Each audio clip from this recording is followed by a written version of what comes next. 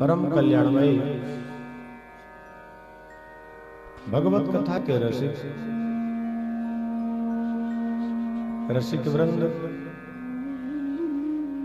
शक्ति स्वरूपणी देवियों, आचार्य वृंद, संगीतज्ञ कलाकार वृंद एवं हमारे युगल सरकार के चरणानुरागी इस कथा के, इस ज्ञान यज्ञ के प्रमुख सेवक, प्रमुख यजमान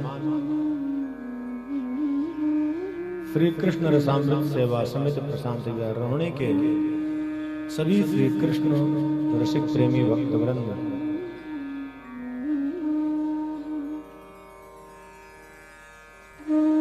कथा के क्रम को कल विराम दिया गया। आनंदकंद भगवान श्याम सुंदर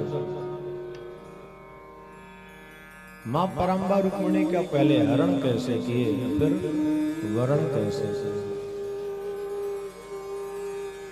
बड़े ही धूमधाम के साथ, हर्षोल्लास के साथ विवाह का उत्सव मनाए।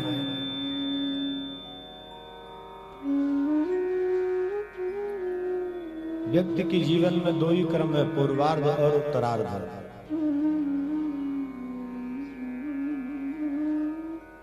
एक वो दिन था जब कथा का पूर्वार्ध बड़े हर्षोल्लास के साथ नाचते गाते कलश लेकर, भागवत जी लेकर हम लोग यहाँ पहुंचे और कन्हैया की ऐसी लीला हुई। हमारे कन्हैया के इन सेवकों के, इन भाइयों का, श्रोताओं का ऐसा समर्पण, इसने 6 दिन कैसे व्यतीत हो गए कुछ पता ही नहीं चला। बस उसी का चिंतन, आज ये करना है, आज ये करना, आज ये करना, करते करते विश्राम दिवस की बेला आ गई।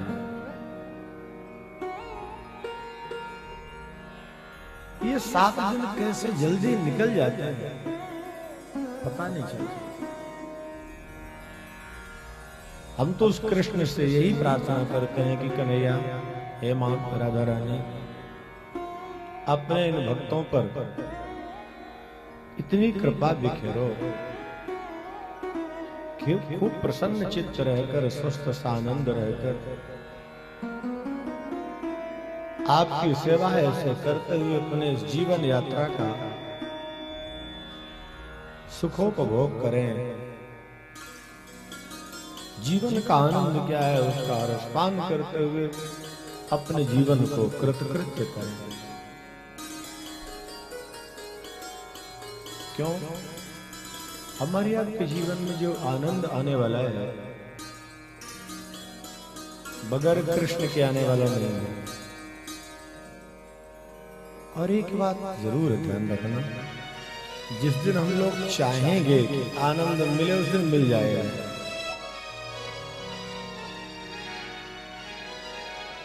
थोड़ा हमारे भाई लोग इस बात पर जरूर विचार करेंगे।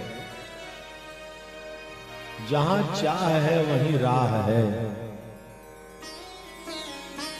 है कि नहीं?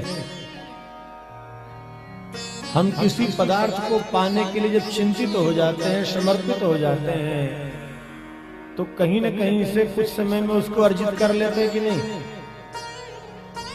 गलत तो नहीं है। ये किसी व्यक्ति से भी मिलने की हमारी इच्छा हो तो कहीं न कहीं से खोज के प्रयास करके उससे मिल लेते हैं।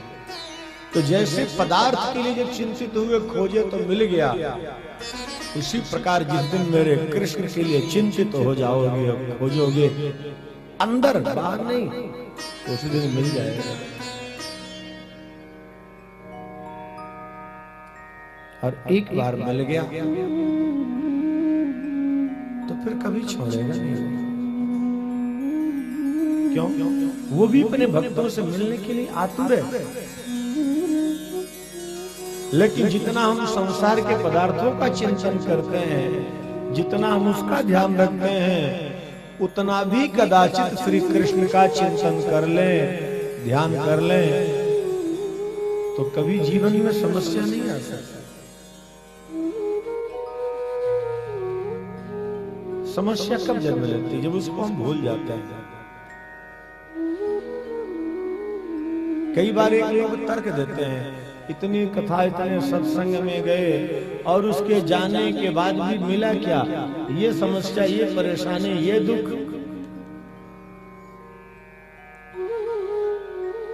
कोई कथा के लिए प्रश्न कर देगा, कोई सत्संग के लिए, अरे क्या हुआ, इतनी कथा में गए, इतनी कथा करवाए, मिला क्या?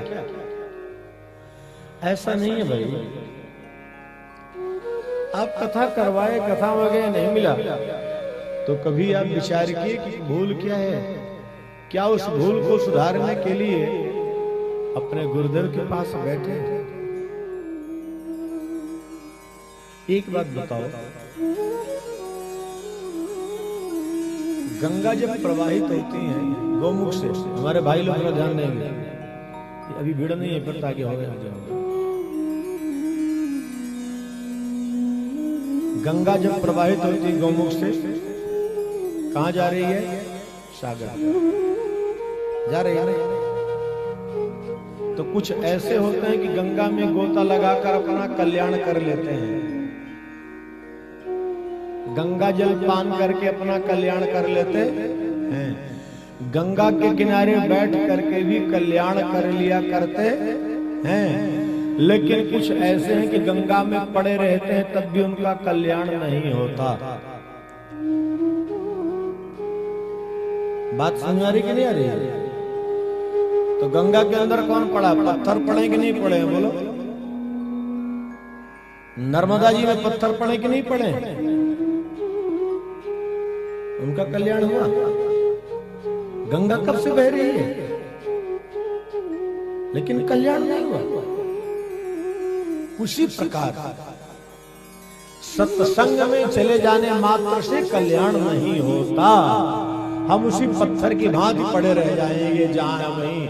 सत्संग का अर्थ होता है कि सत्संग के बाद नित्य प्रति आप भगवान का भजन जरूर करो, चाहे जितना करो।